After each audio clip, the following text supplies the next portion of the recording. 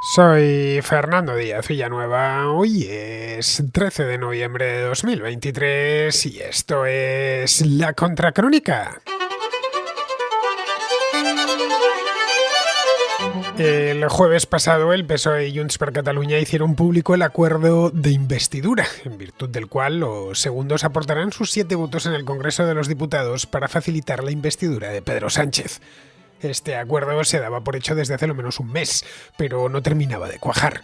En paralelo crecía la inquietud entre los socialistas y también entre la ciudadanía, que se temía lo peor. Se temía que Sánchez accediese a conceder una amnistía amplia a los implicados en el proceso y a todos los que delinquieron con el proceso de fondo.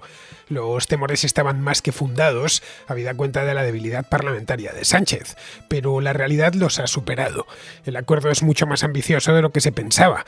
Incluye no solo la amnistía en sí, sino también una serie de concesiones económicas y el reconocimiento del llamado lawfare, es decir, que los jueces en España prevarican con finalidad política.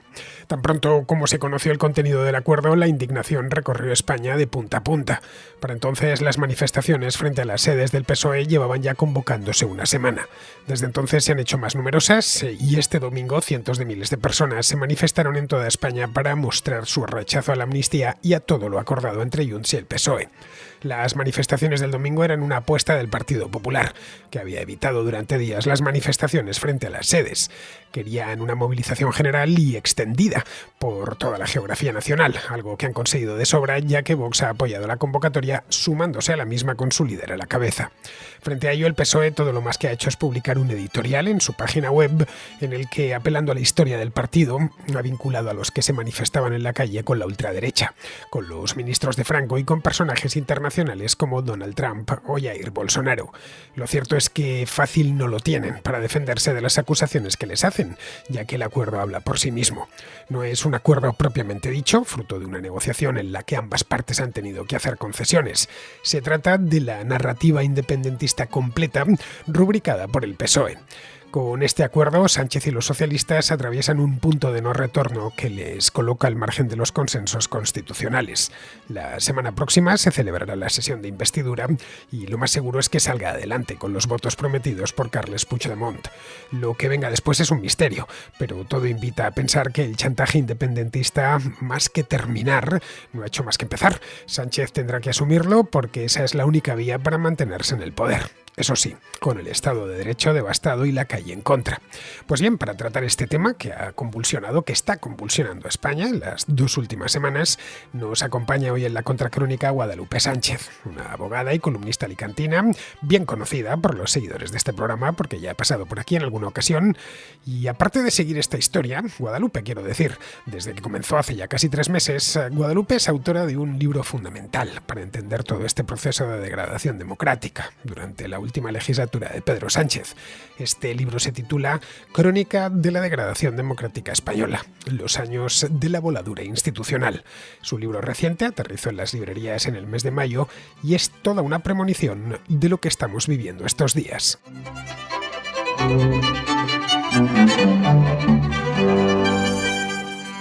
Tengo al otro lado de la línea telefónica a alguien que conocéis muy bien en este programa, que es Guadalupe Sánchez. Es una tuitera famosísima, muy conocida y reconocida, sobre todo. Está bien columnista en el diario The Objective y es abogada, una abogada muy prestigiosa, cuyos servicios conozco yo bien. Ya os enteraréis el momento en el que de saber, ya sabréis, porque conozco yo bien, personalmente quiero decir, los servicios de Lupe. Todavía no es el momento. Ahora es el momento de hablar de algo que ha sucedido hoy en toda España. Y cuando digo toda España, es toda España, de confín a confín, desde Cataluña hasta las Islas Canarias y desde Galicia hasta Almería o Murcia. Es decir, un estallido de protesta que se ha extendido por toda la geografía nacional como una mancha de aceite sobre un tema del que ya hemos hablado aquí en la Contracrónica, lo estuvimos viendo con Rubén Arranz la semana pasada, lo he comentado en la Contra, en fin, es el tema del que vengo hablando desde el mes de agosto, no es nada nuevo. Para los oyentes de este programa, la historia de la amnistía es más que conocida. Los mismos argumentos los he soltado formulados de diferentes maneras. Bien, nos hemos encontrado esta semana con el jueves exactamente con que el acuerdo de investidura se ha firmado, incluye la amnistía, pero incluye mucho más. Esas manifestaciones que empezaron hace semana y media en las sedes del PSOE en distintas partes de España, pues se han extendido, se han convertido y se han metamorfoseado en una manifestación gigantesca a escala nacional en la que ha estado Lupe. Yo no he podido estar pues estoy en Inglaterra, entonces no he podido ir por razones obvias de distancia geográfica. Lupe ha podido pillarse un ave y plantarse en Madrid en apenas un par de horas y ha estado allí personalmente, vamos, ha podido ver el ambiente. Yo me he tenido que limitar a vídeos y unas cuantas fotografías que han servido los medios de comunicación. Muy bien, pues muy buenas, Lupe, ¿cómo estás? Hola, muy buenas, Fernando. Pues sigo preocupada, como cuando hicimos el directo de emergencia con Jano, pero también esperanzada después de lo que ha sucedido hoy, porque por más que desde el Partido Socialista y desde la izquierda en general quieran colocar el relato de que estas manifestaciones son una rabieta de la oposición porque no gobiernan ellos, todos sabemos que la gente ha salido a la calle en defensa de la democracia constitucional, en defensa de la igualdad ante la ley, en defensa de la separación de poderes, en definitiva, en defensa del Estado liberal y democrático de derecho. Y esto que te voy a decir una cosa, es una novedad en nuestro país, es una novedad, porque el monopolio de las manifestaciones, siempre por sus causas sociales, ha sido históricamente, al menos en democracia, de la izquierda. La derecha realmente, yo no sé si es porque no tenemos tiempo o porque tenemos otra forma de concebir el ejercicio de la gobernabilidad, pues no salimos mucho a manifestarnos. Sí que lo hemos hecho en temas donde por desgracia había involucrada sangre, temas, manifestaciones como no contra el terrorismo de ETA, 11M, cosas similares, pero por temas de índole institucional y democrático, creo que es la primera vez y creo que es para sentirse orgullosos de un país en el que hay una parte importante de la población, no solo los que han salido a la calle, sino mucha gente que por distintos motivos no ha podido estar, pero le hubiera gustado estar. Es para sentirse orgullosos de un país que ha salido a la calle a defender pues un marco de convivencia que nos ha traído pues con sus problemas, con sus luces, con sus sombras, 40 años de convivencia pacífica, ¿verdad? Y que la ambición desmedida de un único señor pues quiere desmantelar. Tú has estado en la manifestación de Madrid. Te has desplazado, como he comentado antes, desde Alicante hasta Madrid y yo no he podido ir. Y la verdad es que ya lo siento, porque además vivo muy cerca de la Puerta del Sol. Vamos, hubiera ido andando a 8 minutos exactamente, estoy de la Puerta del Sol.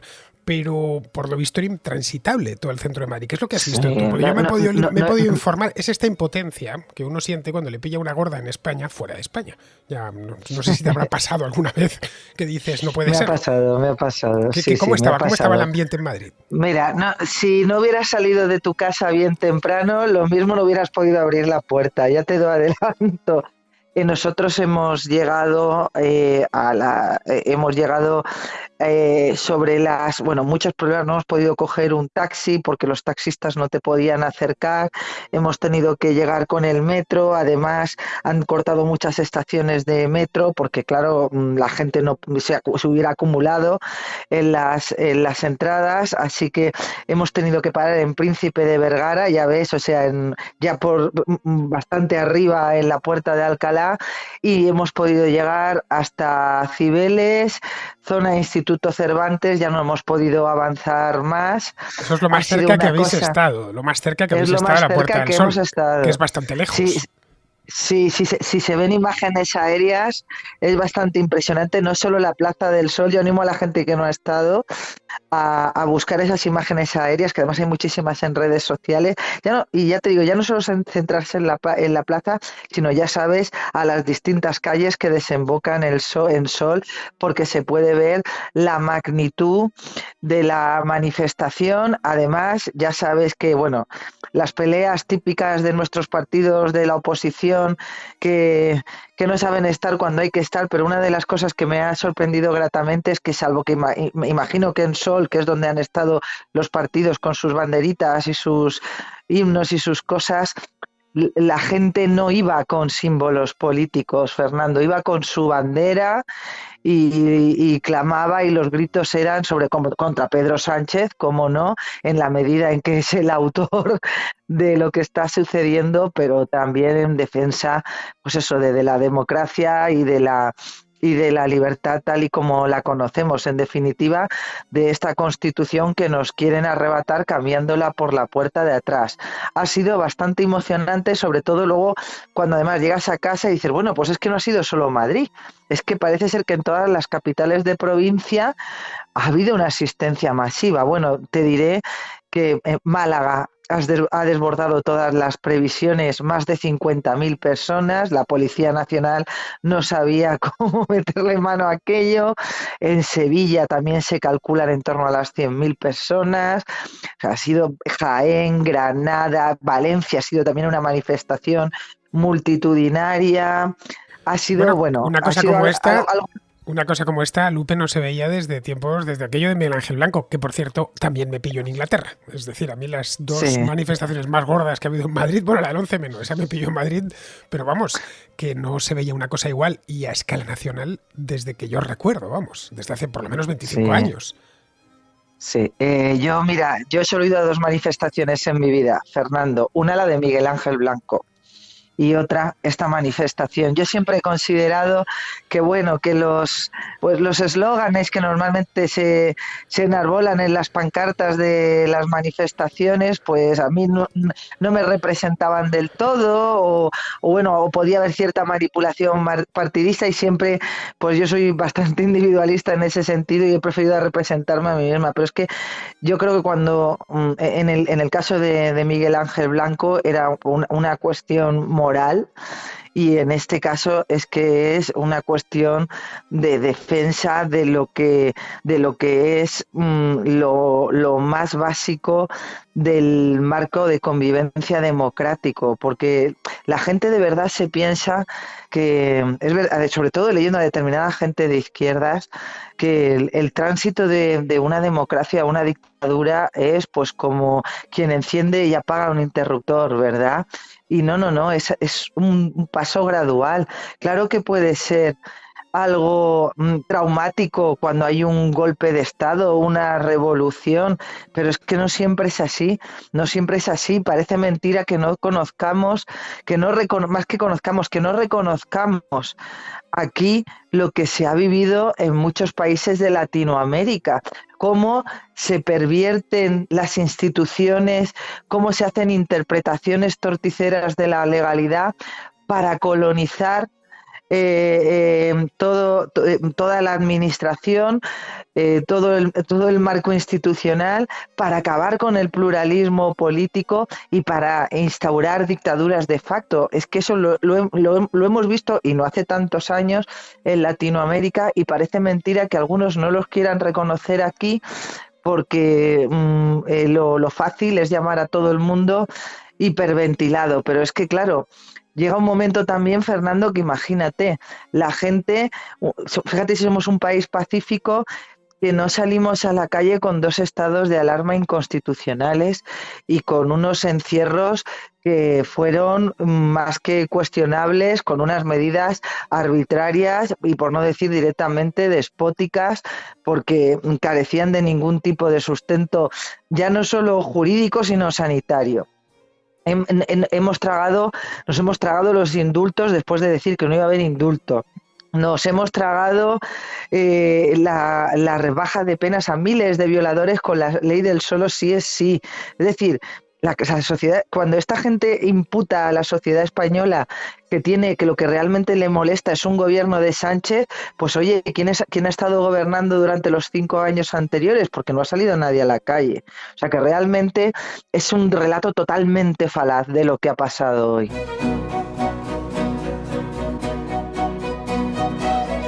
Lo que ha pasado hoy es que le han intentado, por lo menos pretenden pasarle todas las cuentas pendientes, no solo la de la amnistía, sino muchas cosas más, porque la amnistía no ha venido sola. La semana pasada hablaba aquí con Rubén Arranz de Voz Populi y hablábamos solo de la amnistía, de que lo que iban a aprobar en la amnistía, que es lo que estaba en el acuerdo. Pero ese acuerdo firmado el jueves y presentado el jueves lleva mucho más. Es que lleva complementos que son casi peores que la amnistía, como el caso este del lawfare, del que es básicamente decir que los jueces españoles prevarican de forma rutinaria. A mí eso me parece de una gravedad extrema, más que la amnistía incluso. No, y prevarican por razones políticas, que es mucho más grave aún. Es decir, no es que prevariquen para un beneficio personal, sino que prevarican pues con una finalidad política para perseguir determinadas ideologías o a partidos políticos. Eso es lo que significa el lawfare. Mira, todos estábamos ya conceptualmente en contra de la amnistía, y de lo que efectivamente, como bien has comentado, estábamos pendientes era de ver quiénes eran los agraciados por la lotería, ¿verdad? Si la amnistía se limitaba a lo de 2017 o se retrotraía a la amnistía de Artur Mas, es decir, nos íbamos casi más de 13 años en el tiempo hacia atrás, si se iban a amnistiar a gente como los Pujol o como Laura Borràs, que cometieron delitos de corrupción que nada tienen que ver con el procés, pero que como son independentistas, oye, pues para adentro todos. Si se iban a indultar a los acusados por terrorismo. Estábamos pendientes de ver cómo se configuraba eso. Y lo que nos hemos encontrado es que ya no solo se ha comprado no solo se ha aceptado la amnistía en unos términos muy, vamos a llamarlos, muy extensos, muy amplios, porque finalmente pues se va a amnistiar, se contempla la posibilidad de amnistiar, de retrotraernos en la amnistía hasta 2012-2013, y además se va a hacer no en función de personas condenadas por determinados tipos de delitos que tengan que ver con un referéndum independentista, que se supone que es el delito político que se había perseguido injustamente. No. Hablan de lawfare, que quiere decir que lo que se va a hacer es investigar cualquier proceso judicial que se haya emprendido contra un independentista catalán, tenga que ver con el procés o no, durante ese espacio de tiempo, durante esa horquilla de años, para determinar si durante ese proceso se inició con motivo de una persecución política por parte del tribunal sentenciador o no. Es decir, una comisión parlamentaria va a decidir si unos jueces han prevaricado o no, de acuerdo pues con el régimen de mayorías que exista en esa comisión. Lo explico de otra manera mucho más breve. Quienes en su momento fueron juzgados y condenados por un tribunal tras un proceso con todas las garantías, van ahora a juzgar a los tribunales, a los jueces y magistrados que les juzgaron en una mera comisión parlamentaria sin ningún tipo de garantía. Porque si de verdad creyesen que ha existido prevaricación, como te puedes imaginar, podrían haber emprendido las acciones legales oportunas. ¿Y qué supone al final todo esto? Pues aparte de una quiebra total de la división de poderes y un ataque contra el Poder Judicial que determina una enmienda a la totalidad de la Constitución que, como ya hemos explicado tantas veces, se conforma sobre la existencia de 3 poderes independientes ejecutivo, legislativo y judicial, pues además de todo de esa quiebra fundamental de la democracia constitucional, lo que implica es la asunción de cabo a rabo de la totalidad de la narrativa independentista, Fernando. O sea, es el PSOE convertido en el Prusés. Y Bueno, es además extrapolándolo a toda España. Es la procesización de toda España. Es, de hecho, correcto, el ambiente correcto. que se respira ahora mismo en el propio Madrid. Cuando yo me fui el otro día, ya habían empezado las manifestaciones estas en Ferraz. Y es un ambiente de polarización, de malestar, de enfrentamiento donde no lo había. Es Sí, decir, de lo mismo, familias y claro, de familias y amigos que discutiendo por cuestiones políticas cuando eso era algo que solo habíamos visto durante aquel periodo de tiempo en Cataluña y que tras la intervención y la acción de la justicia y del Estado con el 155 se consiguió frenar y se consiguió, vamos a decir, apaciguar el ambiente social que existía en Cataluña, pues ahora todo eso se ha resucitado y además no solo se ha resucitado, sino que nos lo han exportado al resto del país. Y bueno, como ¿sabes qué es lo que sucede? Que la misma gente que que cuando estos discursos, estas narrativas provenían del nacionalismo catalán y se circunscribían en Cataluña, estaban espantadísimas y decían que bueno, que ataque a la Constitución, que era rebelión, que a Puigdemont había que traerlo para responder a ante la justicia, pues ahora que de Puigdemont y de Junts dependen los 7 votos para investir a Pedro, ya no solo es que permanezcan silentes, sino que además se han enzarzado en una defensa vamos a decir, totalmente esquizofrénica de un acuerdo de investidura que no tiene ni pies ni cabeza y es que además alentada por el propio Partido Socialista porque claro, es que ya están negando que el acuerdo diga lo que dice. Es que ayer Santos Cerdá, que fue el señor que se fue a Bélgica y se sentó con Puigdemont debajo del retrato este fabuloso llevando la urna del Prusés, pues se ha atrevido a afirmar que en el acuerdo no se habla de lawfare, cuando es que está recogido expresamente con el esas término palabras. y hasta descrito, Sí. y hasta descrito en qué consiste. O sea, Tal yo no cual. sé, viven en una especie de multiverso donde la verdad es lo que a ellos les conviene en cada momento. Bueno, tiene razón de ser en cierta medida, en tanto en cuanto saben que a través de los medios más afines filtrarán esas palabras. Yendo al acuerdo en sí lo tengo delante, me lo he descargado y lo estuve mirando porque antes de que me guste ir a las fuentes, en una palabra. Hay un punto... Haces bien. Sí, claro, además tampoco es que sea muy largo, no es que estemos hablando de, No. qué sé yo, 300 páginas de acuerdo, que te vaya a llevar 3 días leerlo entero y tal. El tema del referéndum. ¿Te acuerdas que antes de la amnistía en estas mismas terminales mediáticas cercanas al PSOE y a Moncloa decían que el referéndum eso era innegociable, de la misma manera que decían que era innegociable la amnistía y que eran innegociables los indultos antes de que se produjesen?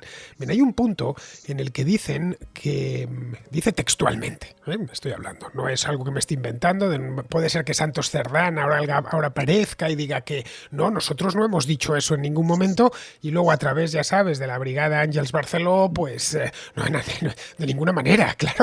Estos son invenciones de la oposición. Dice que... ¡Bulos! Bulos, sí, efectivamente. Dice en un punto que que el Junts, en este caso, la otra parte, va a proponer un referéndum. Lo voy a decir textualmente, esto es lo que dice. En cuanto al ámbito del reconocimiento nacional, Junts propondrá la celebración de un referéndum de autodeterminación sobre el futuro político de Cataluña, amparado en el artículo 92 de la Constitución. Claro, yo me voy al artículo 42 de la Constitución, título tercero, y dice, artículo 92, las decisiones políticas de especial trascendencia podrán ser sometidas a referéndum consultivo de todos los ciudadanos. Consultivo. Bien, pero es que esto va en contra del artículo número 1 y del artículo número 2, concretamente del 2. La Constitución se fundamenta, título preliminar, en la indisoluble unidad de la nación española, patria común, indivisible de todos los españoles y reconoce y garantiza el derecho y autonomía de las nacionalidades y regiones, bla, bla, bla. Bien, no puedes hacer un referéndum sobre algo que está prohibido expresamente por la Constitución, que es en este caso Es más. disolver la unidad de la nación española. En fin, la Constitución podemos cambiarla, pero además se puede cambiar y se puede reformar, y hay un procedimiento habilitado al efecto dentro de la propia Constitución, pero no así por las buenas con un acuerdo de investidura. Es decir, ese referéndum no se puede celebrar, ni con el artículo 92 ni con el artículo 197. No se puede celebrar. Primero, lo que la gente tiene que tener claro es que, y esto es una jurisprudencia consolidada hasta que Conde Pumpido tenga bien modificarla, pero lo primero que tiene que saber la gente es que con arreglo a ese artículo de la Constitución que has citado, el 94, no se pueden celebrar referéndums consultivos sobre cuestiones ilegales, manifiestamente ilegales. Por ejemplo, un gobierno no puede preguntarle a los españoles si volvemos a legalizar la esclavitud. ¿De acuerdo? ¿Por qué? Porque es una cuestión manifiestamente ilegal, contraria a todos los derechos y libertades fundamentales del título primero, y que no cabe pues en una democracia constitucional y en un Estado de Derecho. En el caso del referéndum, el referéndum de autodeterminación está expresamente prohibido por la Constitución. Es que está expresamente prohibido. No existe un derecho a la secesión territorial en nuestra Constitución. Entonces, no puedes consultar por esa vía a los españoles sobre qué les parecería convocar un referéndum de independencia en Cataluña, ni a los españoles ni a los catalanes. Eso lo tienen clarísimo quienes han firmado este acuerdo. Sí que les puedes consultar a los españoles si les parecería bien emprender un procedimiento de reforma agravado de la Constitución, que necesitas unas mayorías amplísimas y que a través de ese procedimiento agravado reformemos la Constitución para que se configure una suerte de derecho a la secesión territorial, ¿vale? A la independencia de un territorio. Pero claro, eso no se puede hacer y simplemente no basta el 94, luego tienes que acudir a los artículos que establecen las reformas constitucionales. ¿Realmente de qué va todo esto, Fernando? De lo que va es de introducir ya un marco conceptual, ¿de acuerdo? Es algo que hemos visto muy bien cómo funciona con la amnistía. La amnistía era algo totalmente inconstitucional, un ataque frontal a la separación de poderes, incompatible con la democracia antes del 23 de julio. Pasado el 23 de julio ya se empezaron a leer en los medios amigos de siempre de Pedro Sánchez artículos de opinión de los académicos mamporreros habituales sobre por qué una amnistía sí tenía cabida en nuestro marco constitucional. Lo decían académicos y bueno, también periodistas que, como digo, unas semanas antes afirmaban rotundamente que eso era constitucionalmente imposible. Se me ocurre, por ejemplo, Ignacio Escolar.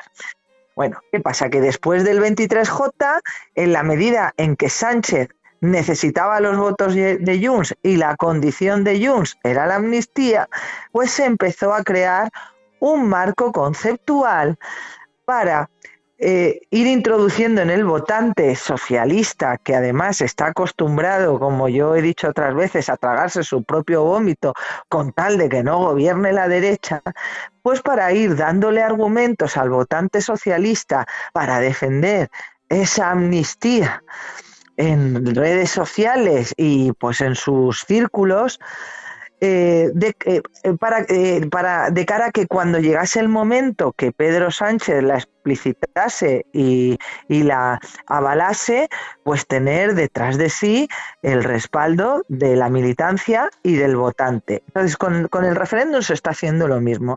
Ellos ya están introduciendo un marco conceptual.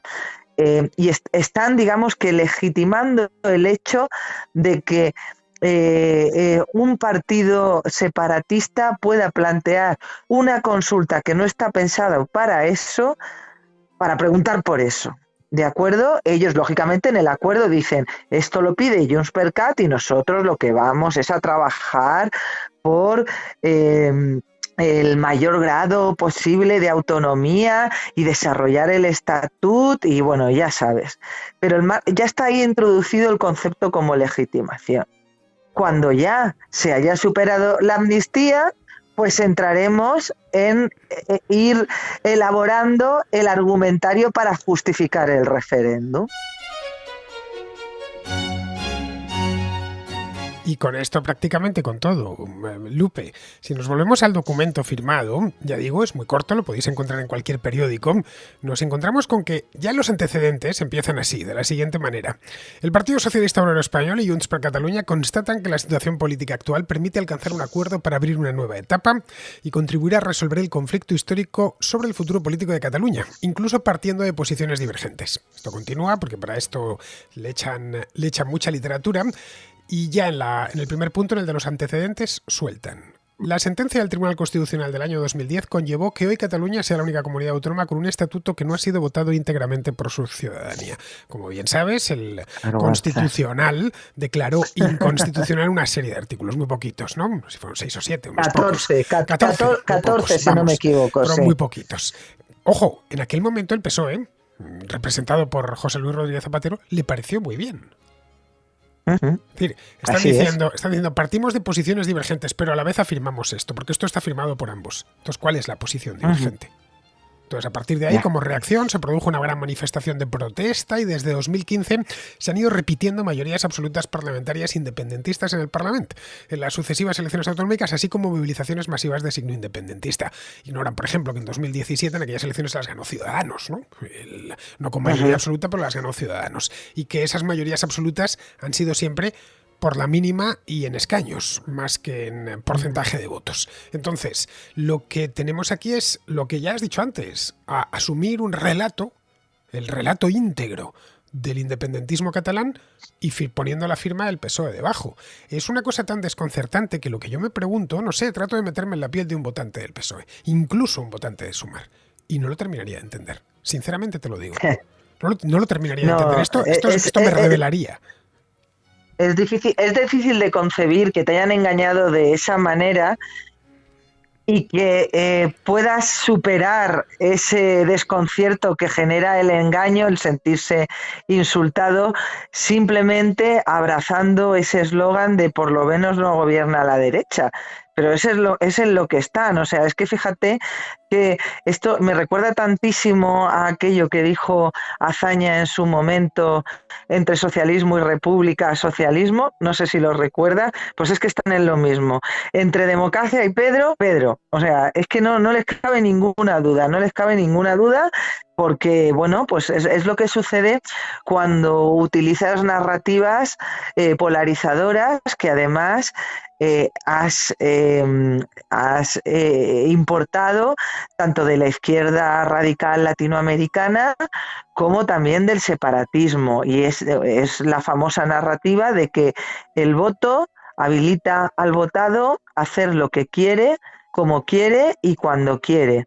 Es decir, que en nombre de lo que ellos llaman soberanía popular, no hay frenos, no hay límites. Esto es lo que ha querido el pueblo y como lo ha querido el pueblo, no puede haber ley ni contrapoder que se oponga a la voluntad del pueblo. Este es el discurso peligroso que ha asumido el Partido Socialista, que como ya te digo, es algo que han heredado, pero que ha ido calando en España poquito a poco. Aquí yo recuerdo en su momento a Ada Colau diciendo que ya solo iba a cumplir las leyes que considerase justas. ¿Recuerdas aquello? Bueno, pues eso ahora ya se ha extrapolado a todo el PSOE. Y claro, ¿qué pasa? Que ese discurso es profundamente contrario a la democracia. O sea, es incompatible. Es incompatible porque en democracia yo lo he repetido muchísimas veces, es algo que se desconoce, pero en nuestra Constitución dice que todos estamos sometidos al ordenamiento jurídico y a la Constitución, especialmente los poderes públicos. Y claro que eso no quiere decir que, oye, que no se puedan cambiar las leyes, que sean inmutables, claro que no, pero se pueden cambiar. Si hay establecidos hasta procedimientos de reforma en la Constitución que podrían conllevar su derogación, pero es que esos procedimientos requieren de una serie de formalidades y las formalidades son también un contrapeso democrático. Si no tienes las mayorías, no lo puedes hacer. Si hay un procedimiento establecido y no te lo puedes saltar simplemente porque necesites 7 votos de unos señores para una investidura. Pero es que están tan en eso que, mira, estabas hablando del referéndum y me he acordado que se me ha olvidado una cosa. Para que la gente tenga claro que están introduciendo el marco conceptual, pero que eso es algo que va a venir y que van a empezar a justificar en el momento en el que este señor resulte investido. Solo tienen que fijarse en el tema de la cesión de tributos. Se habla de cesión del 100% de los tributos, se habla de otras cuestiones financieras, incluso Junts estaba pidiendo el retorno obligatorio de todas las empresas que cambiaron su domicilio social a Cataluña. De eso se ha hablado también. Entonces, ¿por qué esto está relacionado con el referéndum? Porque para que la independencia prospere hay que financiarla, y para financiarla necesitan dinero. ¿Y cómo consiguen la financiación? Vía cesión de todos los tributos a Cataluña. Es decir, igual que estaba clarísimo que la derogación de la sedición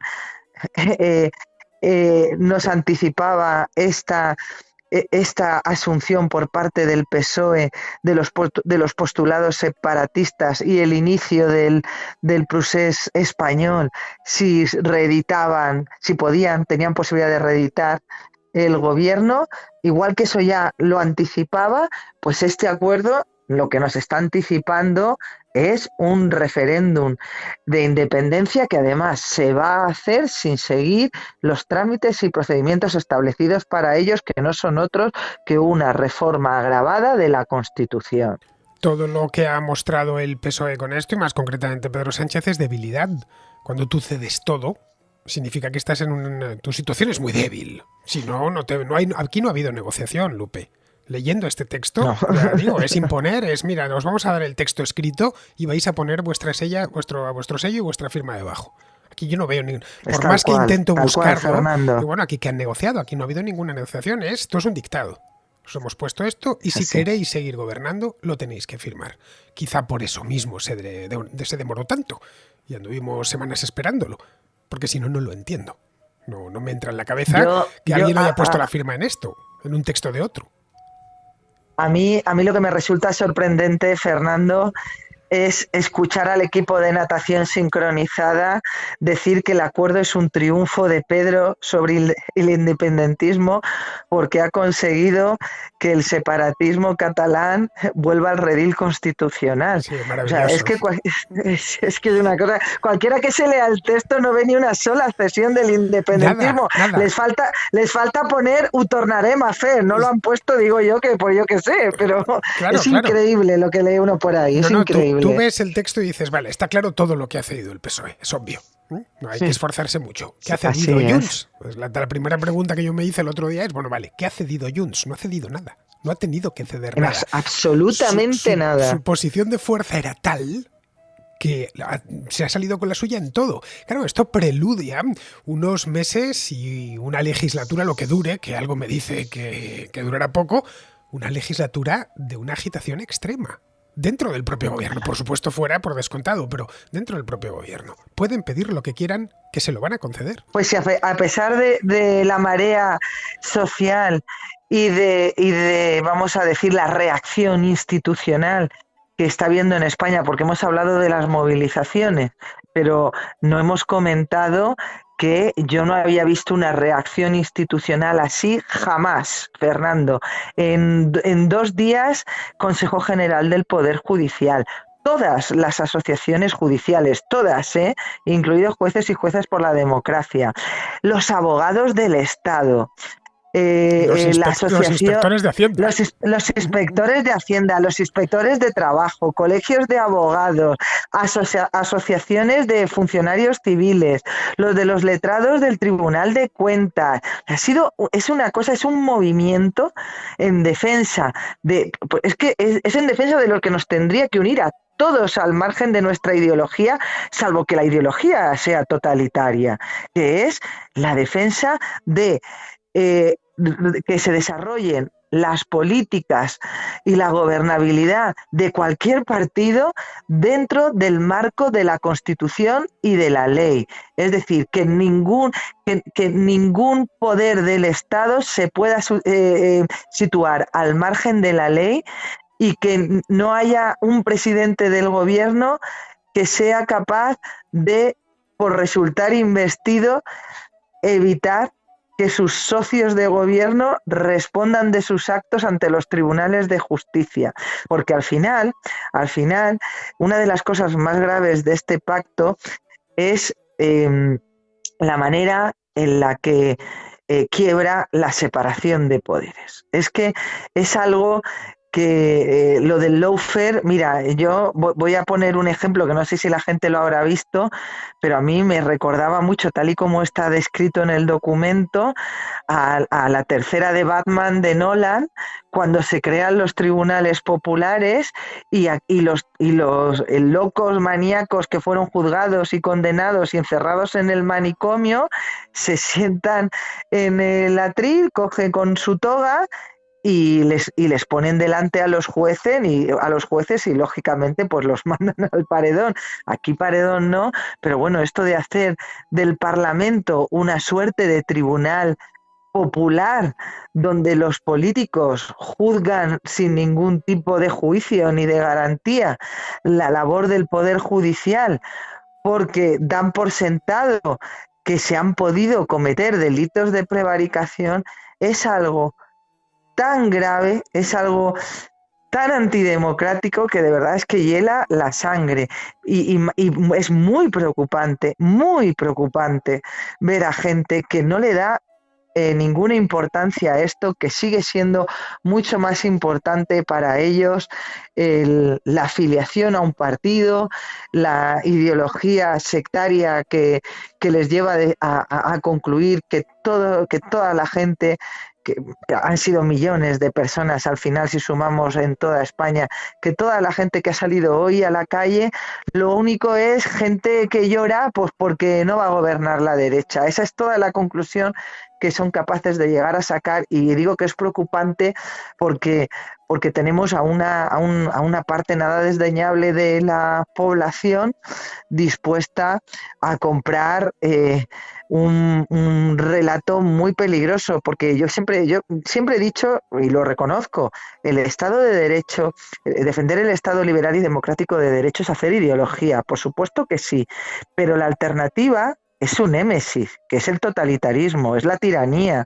Es decir, si te molesta que se defienda uno, si te molesta que una sala de un gobierno, de un Tribunal Superior de Justicia, emita un comunicado diciendo que están por el respeto a la separación de poderes y el respeto al marco constitucional, que es precisamente por lo que sirven en esa institución, es lo que juraron o prometieron cumplir, pues si a ti te molesta eso, es que estás al otro lado. Estás al otro lado, porque aquí no hay equidistancia posible. Aquí no hay izquierda, derecha, centro. O estás o no estás. Y el problema es que hay mucha gente en España a la que parece ser que le molesta que haya gente que prefiera el Estado liberal y democrático de derecho a una mayoría parlamentaria exigua, porque además es exigua, surgida de las urnas, porque no confundamos mayorías parlamentarias con mayorías sociales, por favor, que es un truco muy manido y no es real. Si queremos saber si hay una mayoría social que respalda al PSOE en esto, lo que tienen que hacer es convocar un referéndum de reforma constitucional. Y ya te digo que no la tienen. Eso no lo harán porque saben que lo pierden. Pero bueno, en fin, Claro. hace un tiempo decíamos, no demasiado, que querían convertir el Reino de España en una república bananera. Bien, pensábamos que para eso les haría falta, en fin, casi dar un golpe de Estado, ¿no? Un golpe de Estado con la imagen que tenemos de golpe de Estado. Ya sabes, un tío entrando en el Sí, sí, Parlamento sí. con un arma y cosas así. No. Al final lo están haciendo por las bravas, como se hacen estas cosas, pero de una manera algo más civilina. Pero sí, efectivamente, están convirtiendo el Reino de España en una república bananera que es, si nos fijamos y bajamos un poco al detalle, es lo que realmente les gusta. Les gustan repúblicas bananeras de otros lugares del mundo, ya sean en Hispanoamérica o en otras partes del mundo. Es lo que realmente les atrae, les gusta y de lo que hablan bien. Es decir, este equipo de natación sincronizada, veremos que hace pocas críticas a ciertos regímenes por el mundo y no le parece que se deshacen, qué sé yo, en lo que pasa en Polonia o en Hungría, pero en cambio procuran ser tremendamente comprensivos, por ejemplo, con lo que pasa en Venezuela. Entonces, supongo que te habrás fijado Es, en los cor- últimos años. es correcto, es correcto. Bueno, te tengo que En decir fin, que yo no esperaba que la degradación de nuestra democracia viniera con un golpe de Estado estilo clásico con violencia. Ya sabes, por populismo punitivo, que yo adelanté que esto se iba a hacer vía boletín oficial del Estado, todo, y además pues utilizando mantras identitarios, como no podía ser de otra manera, a las mujeres con el feminismo, a los gays y a los transexuales con todo el tema del transgenerismo y los colectivos LGTBI, es decir, las identidades oprimidas colectivas, ¿vale? Y también cómo no, y no podía ser de otra manera, pues invocando esta manida frase tan peronista de es que en España no existe democracia porque por cada necesidad que tenemos no tenemos reconocido el derecho correspondiente, que realmente lo que quieren decir con esto es que detrás de cada necesidad lo que hay que crear es el oportuno ministerio con todas las filiales que cuelgan del ministerio. Que correcto. esto es muy argentino, muy venezolano también, pero es realmente su concepción de lo que tiene que ser el país. Un país donde, por supuesto, lo que no puede existir es el pluralismo político. Formalmente, pues tienen su constitución, existen partidos de la oposición, bueno, es que ahí tienes Venezuela, es el ejemplo perfecto, o Argentina, que no es Venezuela, pero donde el pluralismo político y sobre todo la deslegitimación de todo lo que no sea el peronismo, el kirchnerismo para gobernar es brutal, es brutal. Pues aquí estamos en lo mismo, estamos en lo mismo. En fin, bueno, no te voy a quitar más tiempo, no es que estamos en domingo y además Nada. has tenido un día muy ajetreado con esto de la manifestación. Esperemos que esto sea, bueno, pues lo que esperamos, lo que esperamos los españoles de bien, que esto sea un despertar que ya ha tardado en producirse y le cortemos por fin el paso a lo largo de los próximos meses a esta deriva, que es una deriva que puede complicar muchísimo el futuro de nuestro país. Que esto se quede aquí, en una palabra, que esta sea la última faena que Pedro Sánchez y sus mariachis le hacen a todo el país, incluso a quienes les apoyan. No están haciéndoles ningún favor Efectivamente. transformando esto en una república bananera. Nadie quiere vivir en una república bananera. Fernando, ¿me dejas hacerle una petición a tus oyentes? Hazla. Muy rápida, muy rápida. Mira, yo estoy intentando agotar todas las vías y los recursos posibles para que se nos escuche a los ciudadanos, no a los partidos políticos, no a asociaciones, no a los ciudadanos. Y creo que es importante, en la medida en que de la Unión Europea depende el dinero, y el dinero pues, en nuestro país, sin el dinero de la Unión Europea, pues no somos nadie. Creo que es importante que se nos escuche en la Unión Europea como eso, como ciudadanos de a pie. Entonces, yo hace 3 días, el día que se conoció el acuerdo, emprendí una iniciativa que cualquiera que entre en mi Twitter lo puede ver, porque además lo retuiteo todos los días. Mi Twitter es @proserpinasb.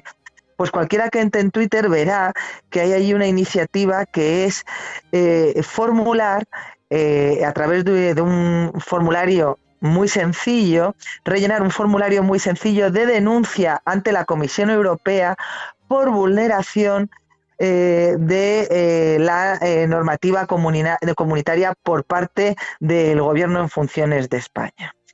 Entonces, está el link, el enlace al formulario, y en el propio libro hay una serie de instrucciones, pero para que la gente se quede un poquito con el cuento, digo los 3 pasos que hay que poner, pero además que cada uno lo ponga, lo verbalice a su manera. Que la Unión Europea no vea a abogados ni a políticos, que vea a gente normal. Basta con invocar la vulneración del artículo 2 del Tratado de la Unión Europea, que es el que establece el respeto por parte de los Estados miembros a las reglas del Estado de Derecho, ya sabemos, igualdad ante la ley, separación de poderes. Pues el artículo vulnerado, la normativa vulnerada es el artículo 2 del Tratado de la Unión Europea. La entidad denunciada es el Gobierno en funciones de España, y los motivos a desarrollar para la denuncia son básicamente 2. 1, que el acuerdo del partido de gobierno, el PSOE, con Junts per Catalunya, quiebra la igualdad ante la ley de todos los españoles, porque hace que una serie de personas que tienen que votar a favor de la investidura de Sánchez no vayan a tener que responder ante los tribunales por sus delitos, ¿de acuerdo? Y 2, porque atenta contra la división de poderes, ya que el acuerdo habla de lawfare, es decir, que acusa a los tribunales de haber prevaricado al dictar sentencias contra personas vinculadas al independentistas o vinculadas al independentismo, e incluso dice que va a crear comisiones parlamentarias para estudiar si los jueces durante un periodo de 10-15 años han podido prevaricar. Con estas ideas se rellena el formulario en 2 minutos, y es importantísimo por lo que digo. Da igual que parezca algo hecho por un abogado, que parezca hecho, que cada uno lo rellene como buenamente pueda. Pero es muy importante porque ya sabemos cómo funcionan los políticos. A los políticos les impone mucho la reacción social, sobre todo la Unión Europea, y tienen que ver más allá. Bueno, se me ha olvidado. Pedirán, ¿de qué documento se basa usted? Pues aparte del propio acuerdo, mencionar todos estos manifiestos que ha firmado el Consejo General del Poder Judicial, las asociaciones de jueces, los colegios de abogados, los inspectores de Hacienda, los de trabajo, todo lo que a uno se le ocurra. Y es muy importante que la Unión Europea vea que hay una preocupación ciudadana importante, que esto no es solo cosa de que lo esté moviendo un partido político, otro partido político en la Unión Europea, o lo esté haciendo un lobby, que no, que somos los ciudadanos de a pie. Así que, por favor, inundemos la Comisión Europea de denuncias contra este acuerdo infame de Pedro Sánchez con Junts para gobernar. Pues ahí os lo dejo, ya sabéis, la cuenta de Twitter, de X, mejor dicho, que es como se llama ahora desde hace unos meses. Eso, de perdón. Que es, bueno, todos seguimos diciendo Twitter y todos decimos diciendo tweet. Bueno, ya sabéis, @proserpinab, y os recuerdo el artículo 2 del Tratado de la Unión Europea. Perdona, Fernando, Proserpina SB, es de Sánchez Baena, Sánchez Baena, efectivamente. SB. Bueno, Proserpina ya sabéis que era la Perséfone griega, en este caso lo que tenemos es a la Perséfone alicantina, que es Lupe. Justo. Del Tratado de la Unión Europea es importante, no es casual que esté en número 2, que dice textualmente: la Unión se fundamenta en los valores de respeto de la dignidad humana, libertad, democracia, igualdad, Estado de Derecho y respeto de los derechos humanos. El acuerdo de investidura firmado por Pedro Sánchez y Carles Puigdemont devasta el Estado de Derecho en España. Yo creo que con eso ya está dicho todo. Os lo dejo ahí por si lo queréis incorporar esto que os acabo de decir en el formulario. Bien, pues vamos a terminar ya. Vamos a primero despedirnos de Lupe. Muchísimas gracias por habernos acompañado hoy. A ti, Fernando, por darme también la oportunidad de pedirle a tus oyentes que inviertan 2 minutos de su tiempo en esta petición. Gracias. Si podemos, apoyaremos, bueno, yo desde luego eso por descontado, pero estoy seguro que los contraescuchas también. Bien, nosotros nos vamos ahora con Pizarro, que nos habla del asalto a Gaza. Israel ha dividido Gaza en 2 partes. La norte es zona de guerra a zapa y bombas con la infantería minimizando sus riesgos. La zona sur es un campo de refugiados con visos de ratonera. Y ambas son una catástrofe que jamás alarga porque la explota y que Israel necesita alargar para reducir al máximo sus bajas. Todos creen estar haciendo lo necesario para sobrevivir, postergando las cuestiones morales que quienes se impongan habrán de blanquear y quienes claudiquen tendrán que asumir. En toda esta locura se vislumbra quién se impondrá, pero no se ve a ningún triunfador. Tener entradas de palco para esta obligada y prolongada obra de sangre y violencia ya se nos está haciendo ciertamente grimoso. Un cordial saludo de Pizarro. Y con esto, queridos amigos, terminemos ya la contracrónica de hoy, día 13, ya lo sabéis. Mañana será 14, pero no podré hacer contra porque estoy de viaje.